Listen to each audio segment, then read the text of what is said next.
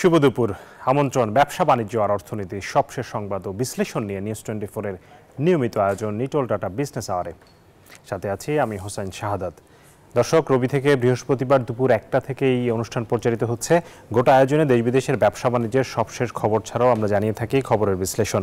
এছাড়াও শেয়ার বাজার ও মুদ্রা বাজারের আপডেট সহ আন্তর্জাতিক বাণিজ্যের হালচাল তো থাকছেই। দর্শক, আপনারা জানেন বেশ কিছুদিন ধরেই আস্থার সংকটে ভুগছে দেশের পুঁজিবাজার। প্রায় প্রতিদিনই সূচকের বড় পতন ঘটছে, লেনদেনও ঠেকেছে তলানিতে। কিন্তু এই বেহাল দশা কেন এবং এ থেকে উত্তরণের উপায় বা কী, এ নিয়ে আজ আমরা আমাদের আলোচনা সাজিয়েছি। আমাদের সাথে যুক্ত হবেন একজন পুঁজিবাজার বিশ্লেষক। তো তার কাছে আমরা যাব, তবে তার আগে এই মুহূর্তে পুঁজিবাজারের লেনদেনের সবশেষ পরিস্থিতি আমরা জানাতে চাই। আমরা সরাসরি যাচ্ছি ঢাকা স্টক এক্সচেঞ্জের ওয়েবসাইটে। আমরা যদি দেখি যে ওয়েবসাইটটি গতকালকের আসলে বড় একটি পতন দিয়ে আসলে দিন শেষ হয়েছিল, সেখান থেকে কিন্তু আজ সকাল থেকে কিছুটা আমরা ইতিবাচক লেনদেন দেখতে পাচ্ছি। এখন পর্যন্ত ডিএসএক্স ইন্ডেক্স 33 পয়েন্ট বেড়েছে, অবস্থান করছে 5427 পয়েন্টে। ডিএসএ সরিয়া ইন্ডেক্স বেড়েছে 6 পয়েন্টের মতো, অবস্থান করছে 1186 পয়েন্ট এবং ডিএস30 1943 পয়েন্টে অবস্থান করছে, বেড়েছে 4.5 পয়েন্টের মতো। তবে লেনদেনের পরিমাণ কিন্তু যথারীতি গত কয়েকদিনের মতোই আমরা দেখতে পাচ্ছি। 350 কোটি টাকার মতো এখন পর্যন্ত লেনদেন হয়েছে, যেটি আসলে ঢাকার পুঁজিবাজারের জন্য খুবই কম। এবং লেনদেনে অংশ নেওয়া কোম্পানিগুলোর মধ্যে যদিও বেশিরভাগ কোম্পানির দাম বেড়েছে, আজকে আমরা দেখতে পাচ্ছি 240টি কোম্পানির দাম বেড়েছে, কমেছে 84টির এবং অপরিবর্তিত রয়েছে 68টি কোম্পানির শেয়ারের দর। দর্শক, আমরা এই পুঁজিবাজার নিয়ে আলোচনা করব। আমাদের সাথে যুক্ত আছেন ঢাকা বিশ্ববিদ্যালয়ের সহযোগী অধ্যাপক আল-আমিন এবং পুঁজিবাজার বিশ্লেষক। আমরা তাকে স্বাগত জানাচ্ছি। জনাব আল-আমিন, আপনাকে স্বাগত জানাচ্ছি।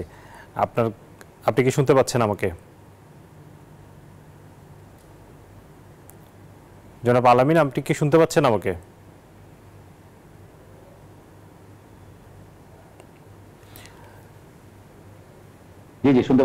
জি, শুনতে পাচ্ছেন।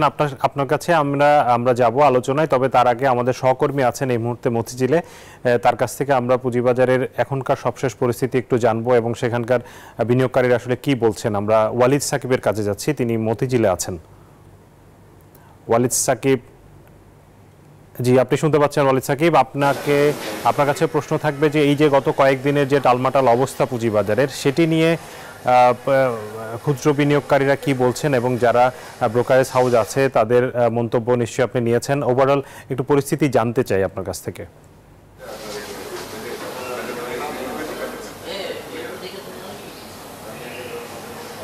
জি শাহাদাত, ধন্যবাদ। আমরা এখন মতিঝিলে আছি, এখানে একটি ব্রোকারেজ হাউসে আমরা রয়েছি। আমরা এর আগেও আরো কয়েকটি ব্রোকারেজ হাউস আমরা পরিদর্শন করেছি। সেখানে আমরা সাধারণ বিনিয়োগকারী যারা রয়েছেন তাদের সঙ্গে আমরা কথা বলেছি, ক্ষুদ্র বিনিয়োগকারীদের সঙ্গে আমরা কথা বলেছি। আপনি জানেন যে গত কয়েকদিন ধরে আসলে পুঁজিবাজারে অস্বস্তি শুরু হয়েছে। আজ সকাল থেকে আসলে ইতিবাচক ধারায় লেনদেন লক্ষ্য করা গেল, সেটি আসলে সেটি নিয়ে বিনিয়োগকারী আসলে খুব একটা খুশি নয়। এর কারণ হচ্ছে আসলে একদিন যদি বাজার উত্থান হয়, দেখা যায় যে এরপরে টানা 4-5 দিন বা আরো বেশি কার্যদিবস হচ্ছে বাজার পতনের ধারায় থাকে। তো এই কারণে আসলে বিনিয়োগকারীরা বলছেন যে এই উত্থান, আজকে যে ইতিবাচক ধারা আছে আসলে সেটি যদি এই ধারাটা যদি অব্যাহত থাকে তাহলে হয়তো বাজারকে ইতিবাচক বলা যাবে আর কি। সাধারণত আমরা আসলে বাজার সংশ্লিষ্টদের সঙ্গে আমরা কথা বলেছিলাম। আমরা যেটা জানতে পেরেছি যে এখন যে নতুন করে যে অস্বস্তির যে বিষয়টি এসেছে সেটি হচ্ছে নতুন করে একটি খবর আসলে বাজারে ছড়িয়েছে। সেটি হচ্ছে ক্যাপিটাল গেইন বা মূলধনী মুনাফা যেটি রয়েছে সেটির উপর আসলে এনবিআর এর করারোপ করার কথা রয়েছে। হয়তোবা 15% করারোপ করা হতে পারে বলে একটি খবর আছে। তো এইটা নিয়ে আসলে বাজারে এক ধরনের অস্বস্তি রয়েছে, যদিও বাজার যে বিশ্লেষক যারা আছেন তারা বলছেন যে এটি আসলে ক্ষুদ্র বিনিয়োগকারী যারা আছে তাদের উপর আসলে খুব একটা প্রভাব ফেলবে না। কিন্তু খুব একটা প্রভাব না ফেললেও আসলে মোটামুটি এটা নিয়ে বাজারে একটা অস্বস্তি রয়েছে। এরপর আপনি জানেন যে আমাদের লিকুইডিটি ক্রাইসিস দীর্ঘদিন ধরে যে তারল্য সংকট রয়েছে, সেই তারল্য সংকটের কারণ হিসেবে আমরা আজ আসলে নিয়ন্ত্রক সংস্থার সঙ্গে নিয়ন্ত্রক সংস্থার সঙ্গে আমরা কথা বলেছিলাম। নিয়ন্ত্রক সংস্থা আমাদেরকে জানিয়েছে যে আসলে জানেন যে সুদহার, ব্যাংক ঋণের যে সুদহার রয়েছে সেটি আসলে আমানতের যে সুদহার রয়েছে সেটি আসলে বেড়েছে, যার কারণে আসলে অনেকটা এখান থেকে অর্থাৎ পুঁজিবাজার থেকে বড় একটা ফান্ড আসলে অর্থনীতির অন্যান্য যে খাত রয়েছে সেখানে আসলে চলে গিয়েছে। তো এসব কারণে আসলে বলছেন যে এছাড়া আরেকটি বিষয় রয়েছে যে অর্থনীতির বিভিন্ন যেমন ব্যাংক সহ অন্যান্য বিভিন্ন সেক্টর আসলে সম্প্রতি কিছু নেতিবাচক কিছু খবরের কথা নিয়ন্ত্রক সংস্থা আমাদেরকে জানিয়েছে, পুঁজিবাজার নিয়ন্ত্রক সংস্থা, যে এইসব কিছুর আসলে নেতিবাচক খবরের কারণেও কিন্তু আসলে এর একটা প্রভাব কিন্তু বাজারে পড়েছে। তো শাহাদাত, আমি যদি আসলে আপনাকে বলি যে মূলত এই কারণগুলোকে হচ্ছে নিয়ন্ত্রক সংস্থা এবং বাজার বিশ্লেষক যারা রয়েছেন তারা আসলে বলছেন যে পুঁজিবাজারের এই অবস্থার জন্য, অর্থাৎ যে নেতিবাচক যে ধারা রয়েছে এই নেতিবাচক ধারার জন্য মূলত এই কারণগুলোকে আসলে তারা দায়ী করছেন। শাহাদাত, এই ছিল আমার কাছে মতিঝিল থেকে সবশেষ। ওয়ালিদ, আপনার কাছে আরেকটি বিষয় একটু ছোট করে জানতে চাই যে এখনকার যে আজকের যেই কিছুটা ঘুরে দাঁড়াচ্ছে বলে আমরা দেখতে পাচ্ছি ইতিবাচক, এটির আসলে কারণ কি, মানে কোনো সিগন্যাল আছে কি আজকে বাজারে?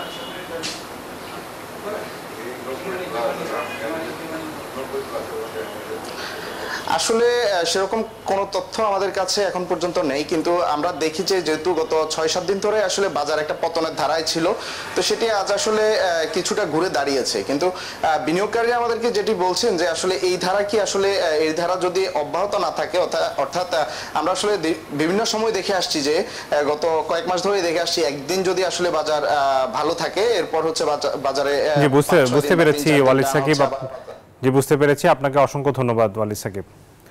দর্শক, আমরা কথা বলছিলাম এতক্ষণ আমাদের সহকর্মীর সাথে, তিনি আছেন মতিঝিলে, পুঁজিবাজারের খবরাখবর রাখছিলেন। তার কাছ থেকে আমরা জানলাম পুঁজিবাজারের সবশেষ লেনদেন পরিস্থিতি। এই মুহূর্তে আমরা আলোচনায় যেতে চাই। আমাদের সাথে যুক্ত আছেন ঢাকা বিশ্ববিদ্যালয়ের সহযোগী অধ্যাপক আল আমিন। জনাব আল আমিন, আপনাকে আবারও স্বাগত জানাচ্ছি। আপনি শুনলেন আমাদের সহকর্মী ওয়ালিদ যেটি বলছিলেন যে কয়েকটি কারণের কথা তিনি বলছিলেন, যে বর্তমানে যেহেতু আমানতের সুদ হার বেড়েছে, সেখানে ব্যাংকে কিছু টাকা পয়সা হয়তো থেকে পুঁজিবাজার থেকে অনেকে উত্তোলন করে ব্যাংকে রাখছে, এবং একটি গুজবও বলা যাবে না, আসলে একটি বিষয় শোনা যাচ্ছে যে সামনে যেহেতু বাজেট, ক্যাপিটাল গেইনের উপর হয়তো একটি কর আরোপ করা হতে পারে 15%, সেটির একটি ইম্প্যাক্ট পড়েছে বলে ওয়ালিদ আমাদেরকে বলছে। আপনার কাছে কি মনে হয়? আপনার বিশ্লেষণ শুনতে চাই। আপনাকে ধন্যবাদ। ওয়ালিদ যে কথাগুলো বলেছেন এগুলো কিন্তু অনেকটাই ঠিক আছে, বাট এর সাথে আমি যে অংশটুকু অ্যাড করতে চাই তা হলো, দেখেন, আমি যদি খুব সূক্ষ্মভাবে ব্যাপারটা চিন্তা করি, ক্যাপিটাল গেইন ট্যাক্স বলছে কত, এখন পর্যন্ত যেটা প্রপোজড এসছে সেটা হচ্ছে যে 40 লাখের অ্যাবাভ যা হবে তার উপর 15%। তাহলে আপনি খেয়াল করেন, যদি একজন ব্যক্তি 1 কোটি টাকা গেইন করে, তার 40 লাখ টাকা এক্সেম্পটেড থাকলে রিমেইনিং 60 লাখের উপর 15% হারে 9 লাখ টাকা তার ট্যাক্স হবে। যদি ব্যাপারটা যেটা প্রস্তাবিত সেটাও যদি আমি ধরে নিই সত্যি কথা, তাহলে আপনি খেয়াল করে দেখবেন এখানে কিন্তু আমরা ইম্প্যাক্ট দেখছি 1 কোটি টাকায় 9 লাখ টাকা, এবং 1 কোটি টাকা প্রফিট আছে এরকম আপনি হাতে গোনা 5% লোক পাবেন কিনা আমাদের পুঁজিবাজারে, এটা নিয়ে সন্দেহ আছে। তার মানে 95% লোকের জন্যই কিন্তু এটা তেমন কোনো ভাবে সরাসরি ভাবে সম্পৃক্ত না। তবে এই বিষয়টা যেহেতু বড়দের উপর ইম্পোজড হয় এবং বড়রা যেহেতু বেশি পরিমাণে গেইন করে, সরকারের যারা ধরেন এই গেইন ট্যাক্সটা নিয়ে প্রস্তাবনা করেছে তারা কিন্তু বিষয়টাকে ক্লিয়ারলি অ্যানালাইসিস করে নাই। কেন করে না আমি বলছি, কারণ ধরেন অনেক যারা বড় বড় গ্যাম্বলিং করে বা বড় বড় কারসাজি যারা করে, তারা কিন্তু কখনো নিজেদের নামে সেগুলো করে না, সেগুলো বিভিন্ন নাম, যেই নামে কোনো টিন সার্টিফিকেট থাকে না, কোনো এনআইডি থাকে না। তাহলে এই যে অ্যাকাউন্ট গুলো যেখানে প্রফিট জেনারেট হচ্ছে বা যেখানে গভর্নমেন্ট আশা করছিল ট্যাক্স পাবে, সেই ট্যাক্সটা কিন্তু পাবে না। অন্যদিকে এইটার কারণে সারা বাজারে যারা ফেয়ার প্র্যাকটিস করে, যারা ধরেন 3 নাম্বার দিয়ে বা ভালো বৈধভাবে যারা ব্যবসা করে, তারা কিন্তু ক্ষতিগ্রস্ত হতে পারে যদি কারো প্রফিট থাকে। তাহলে এই ব্যাপারটাকে আমরা যেটা দেখছি, যেটা আলোচনা সবসময় যখন সেটা প্রভাবশালীদের দিকে যায় তখন কিন্তু তেমন কোনো সুফল আসে না, দিন শেষে বাতিল হয়ে যায়। আপনি জানবেন হয়তো যে আইএমএফ থেকে যখন বলা হয়েছিল ব্যাংকের ঋণ খেলাপির পরিমাণ কমিয়ে আনতে হবে, নন পারফর্মিং লোন কমিয়ে আনতে হবে, যেহেতু বড় বড়রা এখানে জড়িত তার ব্যাপারে কিন্তু কিছু হয়নি। তার মানে যেটা যেরকম ছিল এরকমই আইএমএফ শর্ত দিয়ে থাকে গুড গভর্নেন্সের জন্য, কিন্তু আমরা যখন দেখি যে এই শর্তগুলোকে প্রভাবশালী কারোর প্রতি হয় তখন কিন্তু বাস্তবায়ন করার ক্ষেত্রে সরকারের অনেক চ্যালেঞ্জ ফেস করতে হয়। তাই আমি মনে করছি যেটা এখন আলোচনায় আছে সেটা যদিও বাস্তবায়ন হওয়ার সম্ভাবনা ক্ষীণ, আর যদি বাস্তবায়ন হয়ও সাধারণ বিনিয়োগকারী এটা থেকে সরাসরি কোনো প্রভাব পড়বে না, কিন্তু এইটাকে ইস্যু করে, কারণ আপনি হয়তো জেনে থাকবেন আমাদের বাজারে যখন বাজার ফেলা হয় বা বাজারকে আমি এই জন্য ফেলা বলছি, বাড়ার জন্য যেমন কোনো যুক্তিসঙ্গত কারণ লাগে না, ঠিক তেমনি বাজার পড়ার জন্য যুক্তিসঙ্গত কারণ লাগে না। যেমন আজকে দেখবেন জেট কোম্পানি সংক্রান্ত একটা নির্দেশনা আসার পর নরমালি কি হওয়ার কথা ছিল, এই শেয়ারগুলো ধরেন কমে যাওয়ার কথা ছিল, উল্টা এই শেয়ারগুলো সবগুলো আপার সার্কিটে চলে গেছে। তার মানে আমাদের বাজারে কিন্তু কোনো গ্রামার মানছে না আমাদের বাজারে। তার মানে একটা শক্তিশালী গ্রুপ যাদের হাতে ধরেন প্রচুর অলস অর্থ আছে, তারা সেই অর্থগুলো এখানে নিয়ে আসছে এবং এই টাকার যেটা রোল করাচ্ছে মার্কেটে, তারা বিভিন্ন সময় মার্কেট থেকে টাকা বিভিন্ন মানুষকে এখানে যখন পার্টিসিপেট করে এগুলো তারা বের করে নিয়ে যায়। তাহলে নিয়ন্ত্রক সংস্থাকে যে কাজটা করা উচিত বলে আমি মনে করছি যে এইসব বিয়োগগুলোকে ভালোভাবে তদারকিতে রেখে যারা টাকাগুলো অল্প সময়ে এনে তারা টাকা মানি মেক করে বা বাজার থেকে নিয়ে যায়, সাধারণ বিনিয়োগকারী টাকাগুলো থেকে চলে যাচ্ছে। তাই এই জায়গায় নজর দেওয়া, সরকারের অন্যান্য জায়গায় এখান থেকে তারা স্টাডি করে যদি দেখে যে কি পরিমাণ গেইন ট্যাক্স আসতে পারে, তার চেয়ে কিন্তু বাজারে ক্ষতি হওয়ার যে সম্ভাবনা হবে, তাতে লেনদেনের পরিমাণ কমে যাবে, কমিশন আর্নিংস কমে যাবে। তার মানে তাদেরকে প্রপারলি ব্যাপারটা বুঝাইতে না পারার কারণে কিন্তু এই ধরনের একটা গ্যাপ হচ্ছে। আর আমাদের বিনিয়োগকারীদের আরেকটা যে সমস্যা আমরা রেগুলার দেখছি সেটা হচ্ছে আমরা প্রতিনিয়ত কিন্তু প্রত্যেকদিন আমরা বাজার নিয়ে চিন্তা করি, কিন্তু এক মাস দেড় মাসের মধ্যে কিন্তু দেখা যায় যে বাজারটা একটা নর্মাল অবস্থায় চলে আসে, একটা জায়গায় নেমে আবার উপরে উঠে যায়। কিন্তু আমরা এর মাঝে যখনই প্যানিক হয়ে যাই তখন কিন্তু আমরা আমাদের সর্বস্ব হারাই। সেজন্য আমি ব্যক্তিগতভাবে মনে করি যে বিনিয়োগকারীদেরকে বাজেটের আগ পর্যন্ত বাজারে যে অস্থিরতা আছে একটু ধৈর্য সহকারে ব্যাপারটাকে অবজার্ভ করতে হবে, কারণ যেগুলো প্রস্তাবনা সেগুলো বাস্তবায়ন যদি না হয় তখন হয়তো বাজার আবার ঘুরে দাঁড়াবে। তাই আমরা এখনই যদি রিয়েক্টিভ হই তাহলে কিন্তু আমার যে লসটা আমি এখন নিয়ে নিচ্ছি সেই লসটা কিন্তু আমি রিকভার করতে পারবো না। তাই আমাকে সচেতন হওয়ার বিকল্প নাই, অনেক আলোচনা হবে, অনেক কিছু লেখা হবে এবং চারদিকে যেভাবে পত্র পত্রিকায় অর্থবাজার নিয়ে যেরকম ধরেন নেতিবাচক খবর প্রচারণা হচ্ছে, মানুষের মধ্যে প্যানিক হয়ে যাওয়াটা খুব স্বাভাবিক। যেটা বলা হচ্ছে যে ব্যাংকিং খাতে মানুষ টাকা নিয়ে যাবে সুদের হার বেড়ে যাওয়াতে, এটাকে আমি যৌক্তিক মনে করি না, কারণ ব্যাংকিং সেক্টর নিয়ে কিন্তু বাজারে যে খবর প্রচলিত হচ্ছে তাতে কিন্তু মানুষের ব্যাংকিং খাতের উপর কিন্তু খুব একটা আস্থা নাই। তার মানে টাকা আসলে বাজারে আছে, তারা পার্টিসিপেট করছে না, সাইডলাইনে বসে আছে। এখন এগুলো কিভাবে তাদেরকে সাইডলাইন থেকে নিয়ে আনা যায়, প্রাতিষ্ঠানিক বিনিয়োগকারীকে কিভাবে ইনভলভ করা যায় বাজারের স্ট্যাবিলিটি তৈরি করার জন্য, এই দিকে নজর দিতে হবে। আদারওয়াইজ আপনি প্রতিদিন ধরেন আমরা আলোচনা করব, কথা বলবো, দিন শেষে মানুষ যখন দেখবে যে আমার বাজারে সত্যিকার অর্থে প্রতিদিনই পতন হচ্ছে, তখন কিন্তু আস্থাটা আর থাকবে না। আর আস্থা চলে গেলে কিন্তু আপনি বাজারকে যত ইনিশিয়েটিভ নেন না কেন ঠিক হবে না। আবার কেউ কেউ এটাও বলছে যে কোনো বিগ পার্টি বাজারে পার্টিসিপেট করবে, সেই জন্য তারা হয়তো এখন বাজারটাকে ফেলছে, তাদেরকে কেনার সুযোগ দিচ্ছে, তাদের কেনা শেষ হলে বাজার বাড়াবে। তার মানে অনেক ধরনের অ্যাজাম্পশন বাজারে কিন্তু আছে, কারণ প্রতিদিন যে ধরেন যারা সেল করে দিচ্ছে এই শেয়ারটা বায়ার কারা হচ্ছে, কেউ না কেউ তো বায়ার হচ্ছে। এবং তারা মেকাডেন থেকে একটা তথ্য তারা বলতে চায় যে 3% ডাউন সার্কিট যদি না থাকতো তাহলে আমরা বাজারটাকে ভালো করে ফেলতাম। এটাও কিন্তু অ্যাবসলিউটলি একটা মিথ্যা কথা। কেন মিথ্যা কথা? কারণ আপনি 3% ডাউন সার্কিট না থাকলে তো বাজারে পতন, এই যখন আমরা 80 পয়েন্ট দেখছি সেটা 200 পয়েন্ট 250 পয়েন্টে চলে যেত। কারণ আমরা তো আসলে বাজার ফেলার সময় কোনোভাবে কেউ সাপোর্ট দিই না, কোনো জায়গাতে কোনো সাপোর্ট আসে না। যখন ধরেন ভালো ভালো ফান্ডামেন্টাল ফরেন সেল হলো তখন কিন্তু খুব একটা সাপোর্ট আসেনি, তাই কিন্তু ইন্ডেক্স একটা বড় ধরনের পতন হয়েছে। আবার যে শেয়ারগুলো বাড়ছে সেগুলো যে মৌলভিত্তিক ভালো তাও না। তার মানে বাজারটা পুরোটা একটা চক্রের হাতে বন্দী এবং ওই চক্রের খেয়াল খুশি মতো কাজ হচ্ছে, নিয়ন্ত্রক সংস্থাও কিছু করতে পারছে না বা অন্য কোনো পলিসি এখানে কোনো কাজে আসছে না। তাহলে এই চক্রের হাতে আসলে বাংলাদেশের পুঁজিবাজার যতদিন থাকবে ততদিন তো আমরা আশা করতে পারি না পুঁজিবাজারে একটি সাস্টেইনেবল একটি গ্রোথ হবে। কারণ আপনার কথাই উঠে এসছে যে এই চক্রের বিরুদ্ধে আসলে সরকার বা নিয়ন্ত্রক সংস্থা কিছু করতে পারছে না। এরা কি আসলে অনেক বেশি শক্তিশালী এই কারণে করতে পারছে না? নিঃসন্দেহে, কারণ তারা শক্তিশালী, যাদের হাতে পয়সা আছে তারা শক্তিশালী, এবং তারা শক্তিশালী বলে বিশ্বের যখন অংশীজনের সাথে মিটিং বসে, মিটিং এ তারা কিন্তু চায় বাজারটাকে স্টেবল করুক, বিনিয়োগকারীর স্বার্থে একটা ভালো বাজার হোক। কিন্তু তারা এই সময়টায় তাদেরকে যখন ডাকা হয় এটা তারা ভাবে যে এটা হয়তো নিয়ন্ত্রক সংস্থার কোনো দুর্বলতা, তখন তারা আরো বেশি পেয়ে বসে। দেখবেন যতবার মিটিং হয় মিটিং এর পর থেকে কিন্তু বাজারে একটা বড় ধরনের পতন হয়। কারণ এখন বাজারে পতনটা ফেলা হচ্ছে দুইটা ইস্যুকে সামনে রেখে।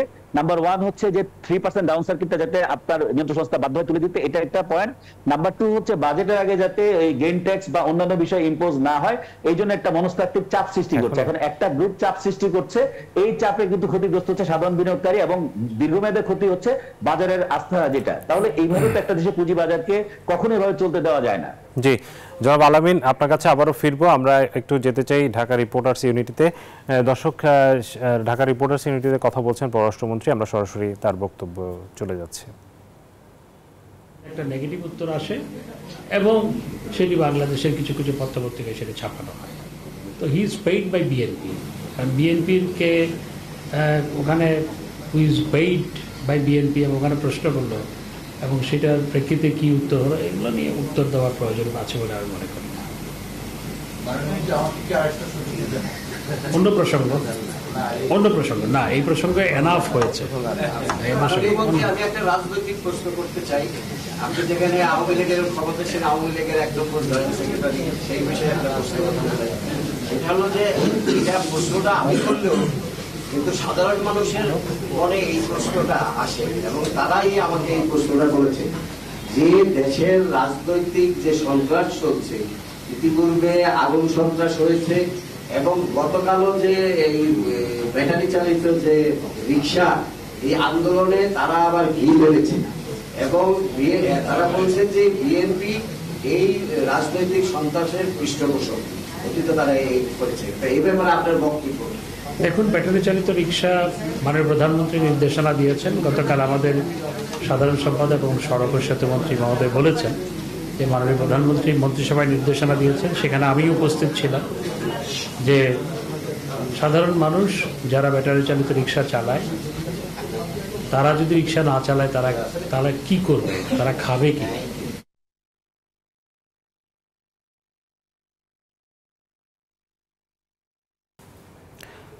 দর্শক, আমরা শুনছিলাম পররাষ্ট্রমন্ত্রী হাসান মাহমুদ, তিনি বক্তব্য রাখছিলেন রিপোর্টার্স ইউনিটিতে। আমরা আলোচনায় ছিলাম, পুঁজিবাজার নিয়ে আমরা আলোচনা করছিলাম। আমাদের সাথে একজন অতিথি যুক্ত ছিলেন, তিনি বলছিলেন যে পুঁজিবাজারের আসলে একটি গোষ্ঠী যারা আসলে পুঁজিবাজারটাকে নিয়ন্ত্রণ করে রেখেছে এবং তাদের বিরুদ্ধে সরকার বা নিয়ন্ত্রক সংস্থা যেই পদক্ষেপ নেওয়ার কথা সেটি আসলে নিচ্ছে না।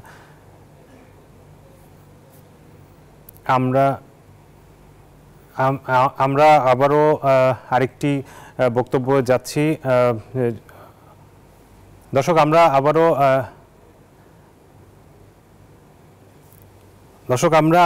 আমরা জেনারেল আজিজের বক্তব্য শুনে আসি, তিনি কথা বলছিলেন। একই জিনিস ডয়চে ভেলে ইন্টারভিউতে বলেছিলাম। সেকেন্ড যে বিষয়টা হলো যে আমি আমার ভাইকে মিলিটারি কন্ট্রাক্ট দিয়ে ঘুষ নিয়ে আমি দুর্নীতি করেছি। এখানে যে ইকুইপমেন্টের কথা বলা হচ্ছে আমি সেটাতে পরে আসি। আমি এখানে বলতে চাই, আমি 4 বছর বিজিবি থাকাকালীন এবং 3 বছর সেনাপ্রধান থাকাকালীন কেউ যদি একটা প্রমাণ দিতে পারে আমি আমার কোনো ভাইকে বা আত্মীয়কে বিজিবিতে বা সেনাবাহিনীতে কোনো কন্ট্রাক্ট দিয়েছি, সেটা মিলিটারি হার্ডওয়্যার বা বেতনে কোনো কন্ট্রাক্ট দিয়েছি, আমি যে কোনো কনসিকুয়েন্স মেনে নিতে প্রস্তুত আছি। আমি সেটা অগাস্ট 2021-এ ডয়চে ভেলিতে যখন একটা ইন্টারভিউ দিয়েছিলাম সেখানেও কিন্তু আমি একই ধরনের কথা বলেছি যে কেউ যদি প্রমাণ করতে পারে, এখন আমি ইউনিফর্মের বাইরে, কেউ যদি প্রমাণ করতে পারে আমি বিজিবি থাকা অবস্থায় বা সেনাপ্রধান হিসাবে চাকরিকালীন সময় আমি আমার কোনো ভাইকে বা নিকট আত্মীয় কাউকে আমি কোনো কন্ট্রাক্ট দিয়েছি, এটা যদি প্রমাণ করতে পারে আমি যে কোনো কনসিকুয়েন্স মেনে নিতে প্রস্তুত আছি। আমি দেইনি, আমার উত্তর আমি দেইনি। আর এইখানে যে ইকুইপমেন্টের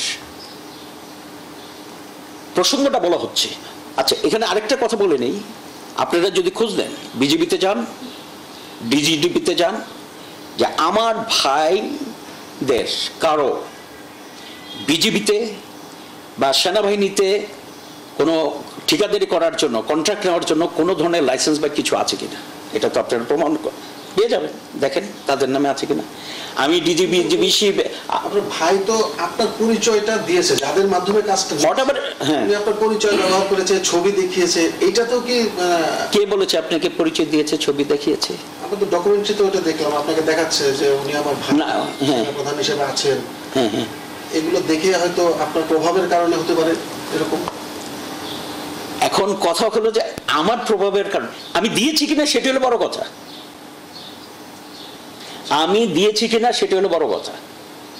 স্যার, মিস্টার মিলারের ওই চিঠিতে আমরা যেটা দেখলাম যে তারা প্রমাণ সহ বলেছে যে প্রমাণ পাওয়া গেছে, এইটা আসলে কিভাবে প্রমাণ পাওয়া গেছে বলে, যেটা কোনো, এটা তো হলো তাদের বিষয়, এটা তো এখানে তো কোনো কিছু তো নাই। আমি তো বলেছি তারা দেখ, তার প্রমাণ দেখ, আমি কোথায় হলো যে আমি কোন কন্ট্রাক্টটা আমার ভাইদেরকে দিয়েছি, এটা প্রমাণটা দেখ তারা। So without any proof, do they can write this letter? আমি এই ব্যাপারে কোনো মন্তব্য করব না, কারণ এটা মন্তব্য করার আমার মনে হয় যে আমার তথ্যোপাদ্য এত কিছু যে নাই যে কেন তারা করেছে। কিন্তু আমার কথা হলো, আমি জাস্ট আপনাদের মাধ্যমে জিজ্ঞেস করছি, আমার ভাইদেরকে কন্ট্রাক্ট দিয়েছি, মিলিটারি কন্ট্রাক্ট দিয়েছি, সেটার তথ্য প্রমাণ দেখ, আমি মেনে নেব।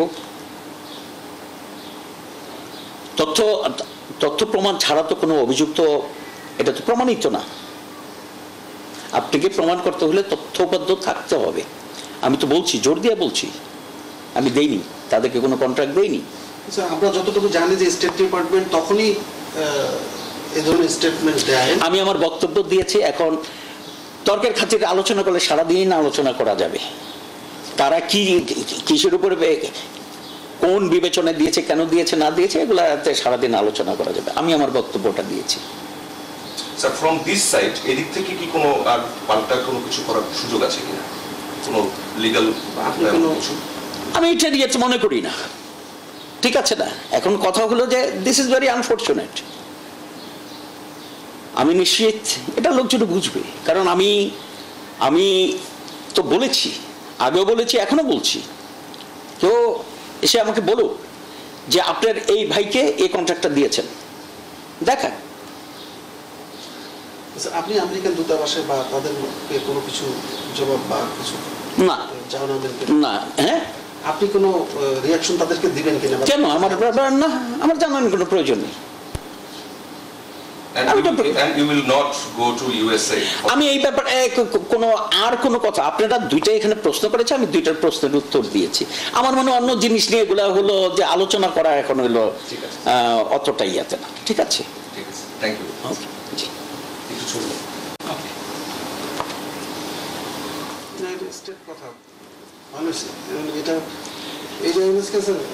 আমি আপনাকে রিকোয়েস্ট এই জন্য করেছিলাম যে না বললে না, আমি তো সেই জন্যই যে যদি না বলি, না,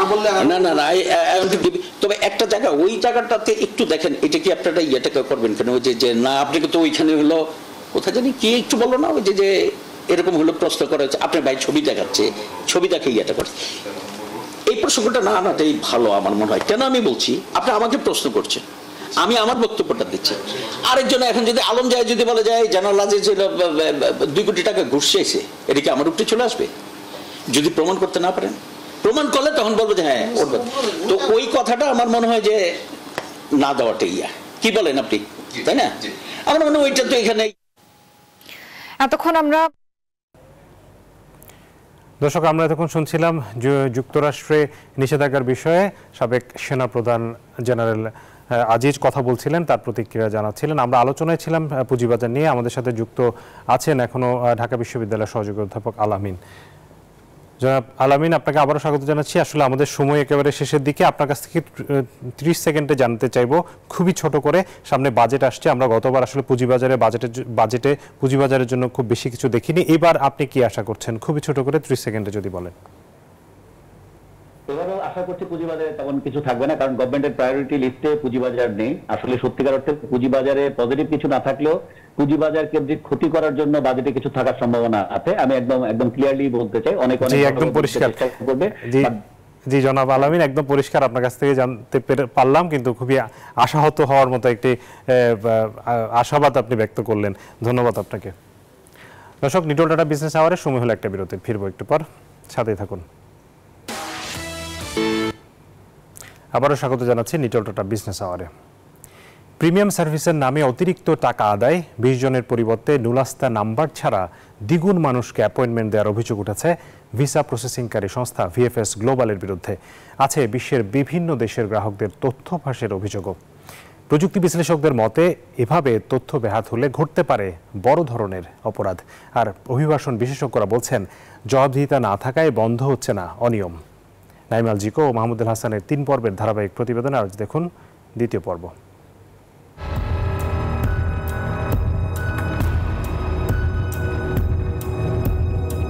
উইকিপিডিয়ার তথ্য বলছে বিশ্বের 147টি দেশের ভিসা প্রসেস করে থাকে ভিএফএস গ্লোবাল।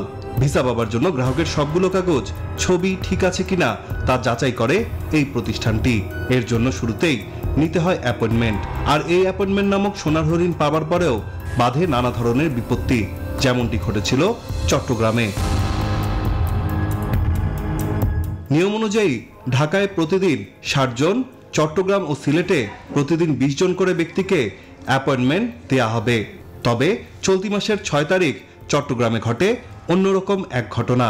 একই দিনে অ্যাপয়েন্টমেন্ট পেয়ে প্রতিষ্ঠানটিতে হাজির হন 40 জন ব্যক্তি, যার মধ্যে 20 জনের নাম নুলাস্তা নাম্বার সহ আসলেও অপর 20 জনের নাম আসে নুলাস্তা নম্বর ছাড়া। অ্যাপয়েন্টমেন্ট আসার পর অভিযোগ আছে প্রতিষ্ঠানটির বিরুদ্ধে অতিরিক্ত অর্থ আদায়েরও। প্রিমিয়াম সার্ভিসের নামে 2টি বিস্কুট, 2টি কেক ও একটি কোমল পানীয়র ছোট বোতল দিয়ে হাতিয়ে নেওয়া হচ্ছে 4,500 টাকা। বন্ধু প্রতিম দেশ ভারতের দিল্লিতে থাকার ভিএফএস সেন্টারের তথ্য বলছে, প্রিমিয়াম সার্ভিসে গ্রাহকের বাসা থেকে জরুরি সব কাগজপত্র সংগ্রহ করে অ্যাম্বাসিতে জমা দেয়া এবং অ্যাম্বাসি থেকে নির্ধারিত সময়ে তা গ্রাহকের কাছে পৌঁছানো বাবদ বাংলাদেশি টাকায় তারা নিচ্ছে 18,500, যার মূল্য দেশে ভিএফএস এর দেয়া প্রিমিয়াম সার্ভিসের তুলনায় অনেক কম। এতে করে প্রতিষ্ঠানটি প্রিমিয়াম সার্ভিসের নামে হাতিয়ে নিচ্ছে বছরে 7 কোটি টাকারও বেশি অর্থ। ভিসার যে প্রসেসিং, এগুলি সবই এক একটা মানি মেকিং বিজনেস হয়ে গেছে।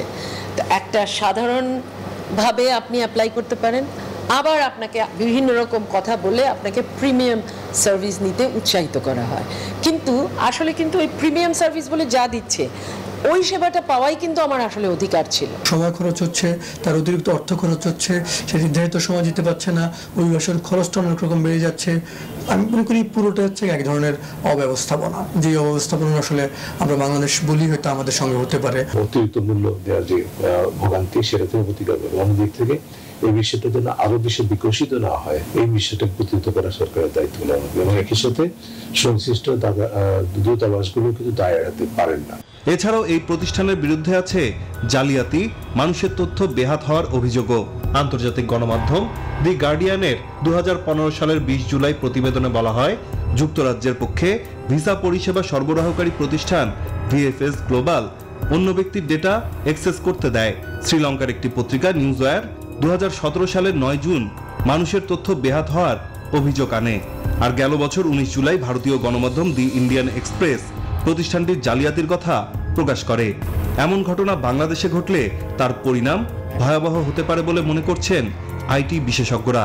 আপনার এই ডেটাগুলো ব্যবহারই হবে ভুয়া ব্যাংক অ্যাকাউন্ট, বিটকয়েন, ক্রিপ্টোকারেন্সি, এই লেনদেনগুলো করার জন্য, এবং এই ভুয়া অ্যাকাউন্টগুলো দিয়ে ভুয়া ডিভাইস কিনে কোনো জায়গায় একটি নেটওয়ার্কে অবৈধ অনুপ্রবেশকারী হিসেবে আপনার এনআইডিটা চিহ্নিত হয়ে যেতে পারে, যদি এই এনআইডি দ্বারা কোনো ডিভাইস কিনে থাকা হয়, সেই ডিভাইস যদি অ্যাটাকার হয়ে থাকে। এ ধরনের ঘটনা তাদের এখান থেকে ঘটানো সম্ভব নয় বলে জানায় প্রতিষ্ঠানটির কর্তারা। 40 জনের হইতেছে পরবর্তীতে সিট আছে, যে বাকি 20 জন ওই রকম ভাবে বললে তো হলো না। কবে কোথার কোন কথা এরকম ভাবে একটা, আপনি একটা কাজ করুন, আমাদের কর্পোরেট কমিউনিকেশন আছে, ওনাদেরকে যোগাযোগ করুন, ওনারা যেমন ভাবে বলবে সেই রকম অনুযায়ী এগোবো। ভিএফএস গ্লোবালের এমন অনিয়ম ও দুর্নীতির বেড়াজালে পড়ে দেশ হারাচ্ছে 24,000 কোটি টাকারও বেশি রেমিটেন্স। নাইন আলচিকো, নিউজ 24, ঢাকা। দর্শক, এবারে জানাবো মুদ্রা, স্বর্ণ, রূপার বাজারের আপডেট ও দরদাম। শুরুতেই মুদ্রা বাজার পরিস্থিতি। মুদ্রা বিনিময় মূল্য আজকে দেখি, মার্কিন ডলার কেনা হচ্ছে 117 টাকায়, বিক্রি 118-তে।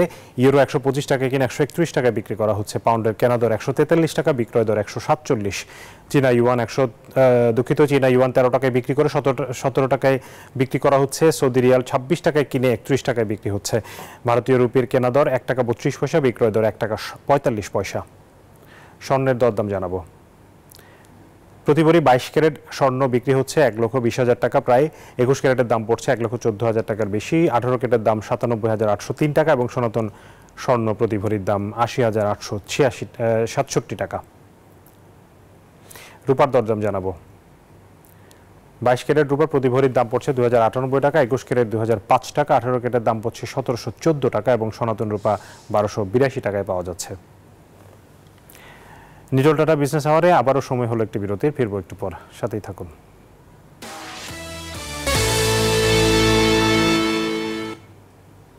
আবারও স্বাগত জানাচ্ছি নিটল ডটা বিজনেস আওয়ারে। এবারে জনপদের শিল্প ও বাণিজ্যের খবর।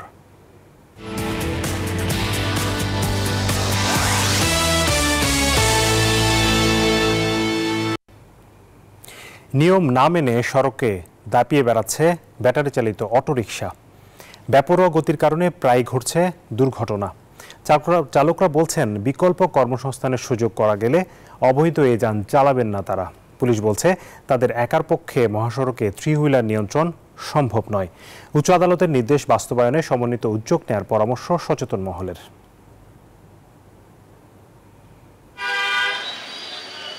গ্রাম বা শহরের অলিগলি পেরিয়ে সড়ক মহাসড়কেও ব্যাটারি চালিত অটোরিকশার দাপট।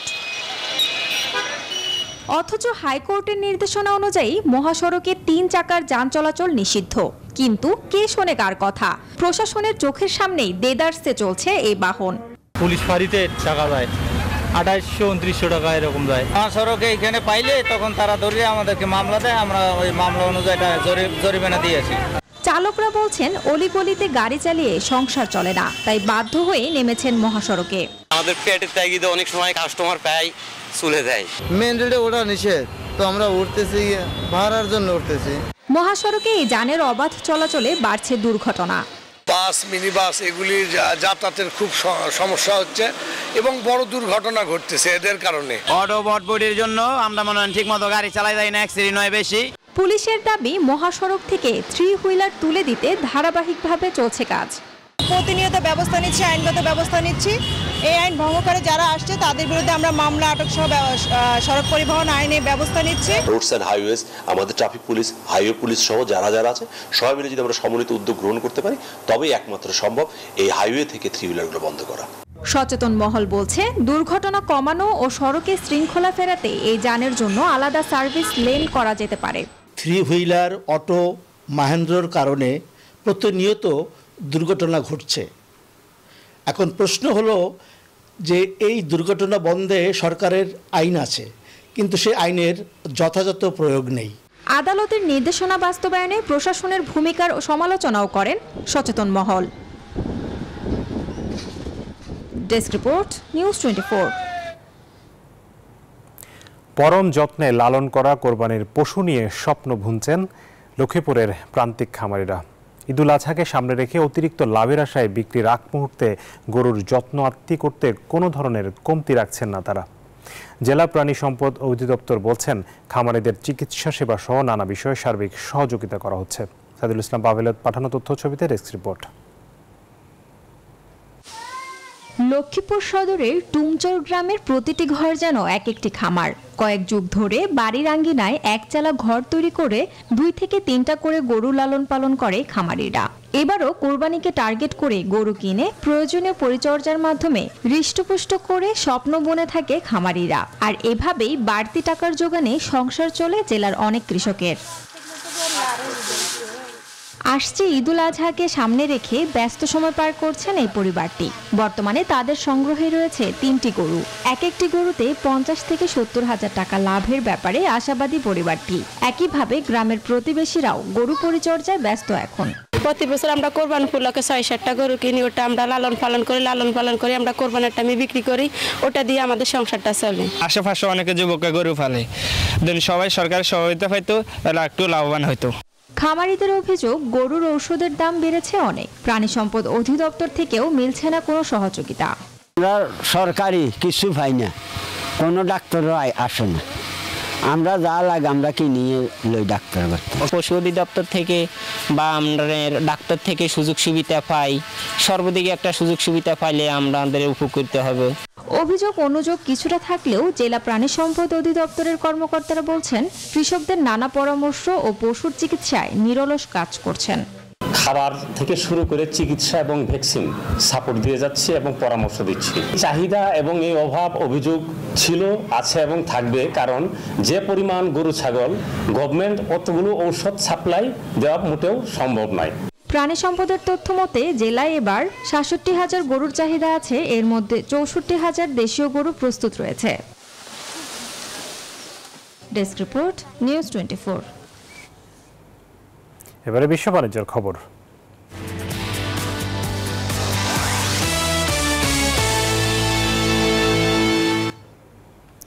ভূমধ্যসাগরে মাল্টা ও ইতালির মধ্যকার জলসীমা থেকে ৩৫ বাংলাদেশি অভিবাসন প্রত্যাশীদের উদ্ধার করা হয়েছে। এএফপি জানায়, স্থানীয় সময় সোমবার ভোরে অন্ধকারে ভূমধ্যসাগরে ঢেউয়ের মধ্যে নৌকায় তাদের ভাসতে দেখা যায়। এই বাংলাদেশিদের প্রথমে শনাক্ত করেন মাল্টা ও ইতালির মধ্যকার জলসীমায় টহল দেয়া ওশান ভাইকিং চ্যারিটি জাহাজের কর্মীরা। ওই বাংলাদেশিরা ৩ দিন ধরে সাগরের নৌকায় ছিলেন। তারা লিবিয়ার বেনগাজি থেকে প্রায় ৬০০ কিলোমিটার পাড়ি দিয়েছেন। ভোরের দিকে ওশান ভাইকিং উদ্ধারকারী দলের সঙ্গে আন্তর্জাতিক রেড ক্রস ও রেড ক্রিসেন্ট যোগ দেয়। পানি, খাবার ও কম্বল দেয়া হয় তাদের।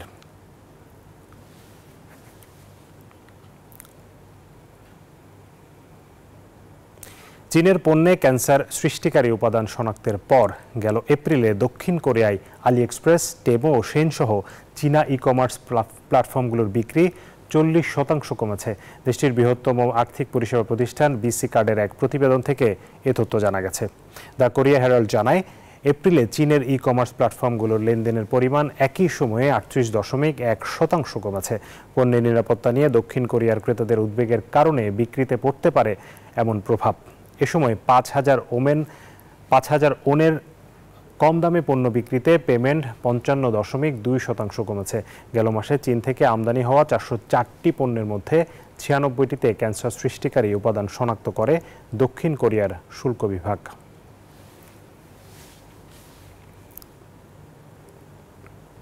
দর্শক, এই ছিল নিটল টাটা বিজনেস আওয়ারের আজকের আয়োজনে। ব্যবসা বাণিজ্যের সবশেষ খবর ও খবরের বিশ্লেষণ জানতে চোখ রাখুন রবি থেকে বৃহস্পতিবার দুপুর ১টায় বিজনেস আওয়ারে। এছাড়াও রাত ৯টায় বিজনেস এক্সপ্রেস দেখার আমন্ত্রণ জানিয়ে এখানে শেষ করছি। এতক্ষণ সাথে থাকার জন্য ধন্যবাদ সবাইকে।